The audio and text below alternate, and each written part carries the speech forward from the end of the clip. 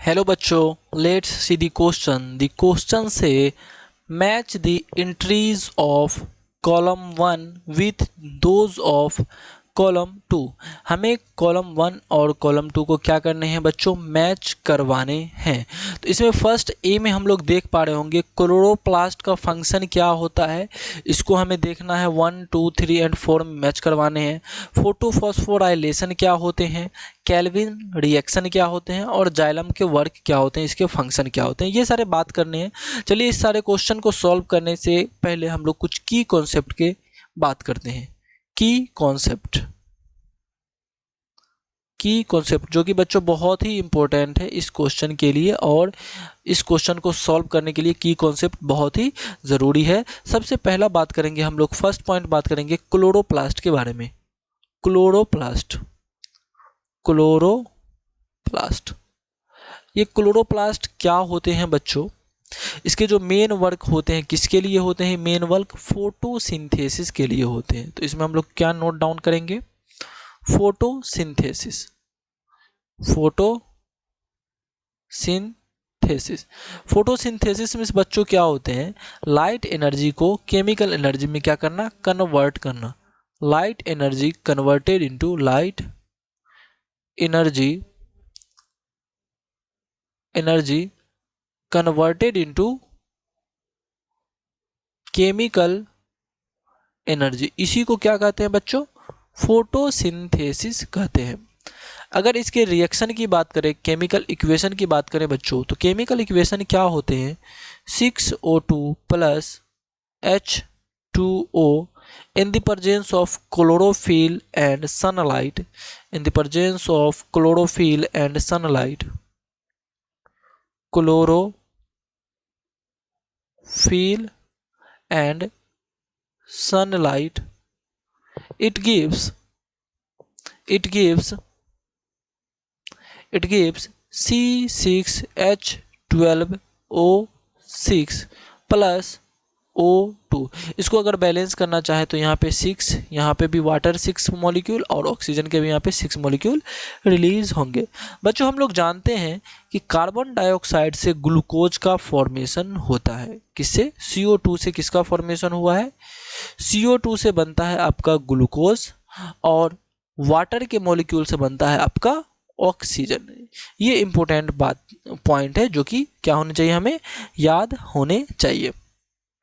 अगर और क्लोरोप्लास्ट के बारे में बात करें तो क्लोरोप्लास्ट के अगर और कुछ फंक्शन के बारे में बात करें तो ये क्या होते हैं, डबल मेम्ब्रेन होते हैं। इसके पास कितने मेम्ब्रेन होते हैं, डबल मेम्ब्रेन होते हैं। एक आउटर मेम्ब्रेन होते हैं और एक इनर मेम्ब्रेन होते हैं। तो फर्स्ट का हम लोग बच्चों क्या बोल सकते हैं कि यहाँ पर जो आप देख रहे होंगे ये आपका क्या है, ग्लूकोज है। आपका ये क्या है, ग्लूकोज है। तो यहाँ पे क्लोरोप्लास्ट का काम क्या हो रहा है, फॉर्मेशन ऑफ ग्लूकोज करना, फॉर्मेशन ऑफ ग्लूकोज करना। Glucose is the product of, glucose आप किसका प्रोडक्ट है, ये भी तो एक शुगर के ही प्रोडक्ट है ना बच्चों। तो इसलिए क्या हो सकता है, यहाँ पे क्लोरोप्लास्ट का जो मेन फंक्शन क्या होता है, फॉर्मेशन ऑफ शुगर। तो फर्स्ट का किससे मैच करवाने हैं, हमें 4 से मैच करवाने हैं। अब बात करते हैं सेकेंड की। सेकेंड क्या है बच्चों, फोटोफॉस्फोराइलेशन। फोटोफॉस्फोराइलेशन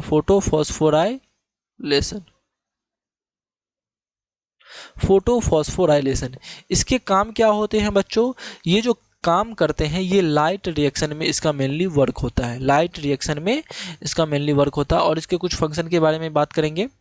ये कब वर्क करेंगे बच्चों, लाइट रिएक्शन में। लाइट रिएक्शन मीन्स क्या, लाइट रिएक्शन आपको किस रीजन में देखने को मिलते हैं बच्चों, ग्रेना के रीजन में देखने को मिलते हैं। जहां आपके ग्रेना होते हैं उसमें लाइट रिएक्शन देखने को मिलते हैं, और स्ट्रोमा में आपको डार्क रिएक्शन देखने को मिलते हैं। ये तो आपको क्लियर हो गए होंगे। और फोटोफॉस्फोराइलेशन की बात करें, ये होते क्या है, फोटोफॉस्फोराइलेशन होते क्या है, ये कन्वर्जन करते हैं। इसमें क्या नोट कर सकते हैं हम लोग, the conversion of the con the conversion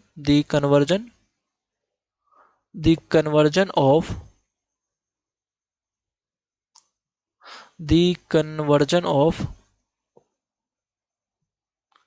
the conversion of the conversion of ADP to ATP। क्या बोला जा रहा है कि ADP का कन्वर्जन ATP में होना, इसी को फोटोफॉस्फोराइलेशन कहते हैं। बाय द यूजिंग, क्या लिख सकते हैं, using the energy, using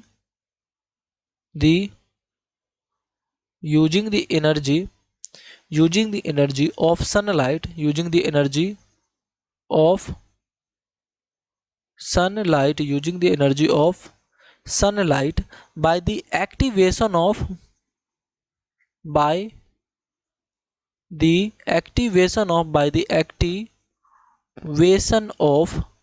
photosystem second, PS2, photosystem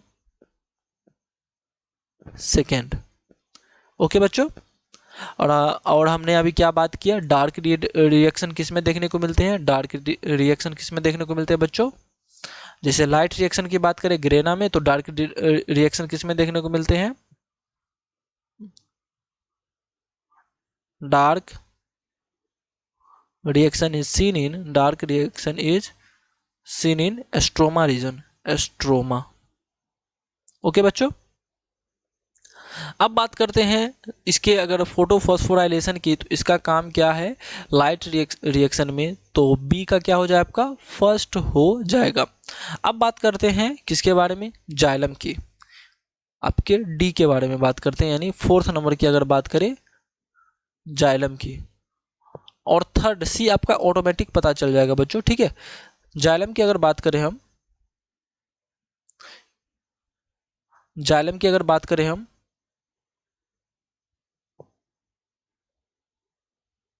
xylem का काम क्या होता है बच्चों, जाइलम का काम होता है वाटर का ट्रांसपोर्ट करना। जाइलम का काम क्या होता है, वाटर का ट्रांसपोर्ट करना। उसी तरह फ्लोएम के बारे में अगर पूछा जाए आपसे, फ्लोएम के बारे में अगर आपसे पूछा जाए, तो फ्लोएम का वर्क क्या होता है बच्चों, इसका काम होता है फूड का ट्रांसपोर्ट करना। तो यहाँ पे हमारा डी का क्या हो जाएगा, जाइलम का क्या हो जाएगा, सेकेंड नंबर हो जाएगा। लास्ट आपका केल्विन्स रिएक्शन जो है किस रीजन में देखने को मिलता है, तो वो आपके एस्ट्रोमा वाले रीजन में देखने को मिलता है। थर्ड नंबर में हम क्या नोट कर सकते हैं,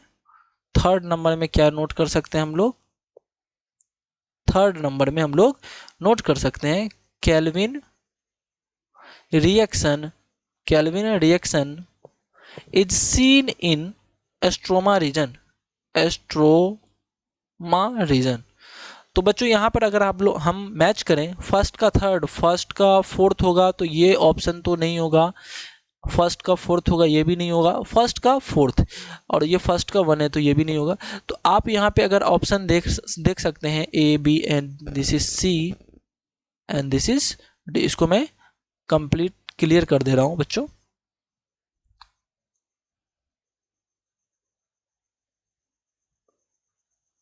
इसको मैं सी कर दे रहा हूँ और इसको मैं सी कर दे रहा हूँ और ये आपका डी हो जाएगा। Option C and this is option D. तो हमारा बच्चों राइट आंसर क्या हो जाएगा, राइट आंसर हो जाएगा सी। सी इज द करेक्ट आंसर, सी क्या है हमारा करेक्ट आंसर है। I hope you understand it very well. Thank you.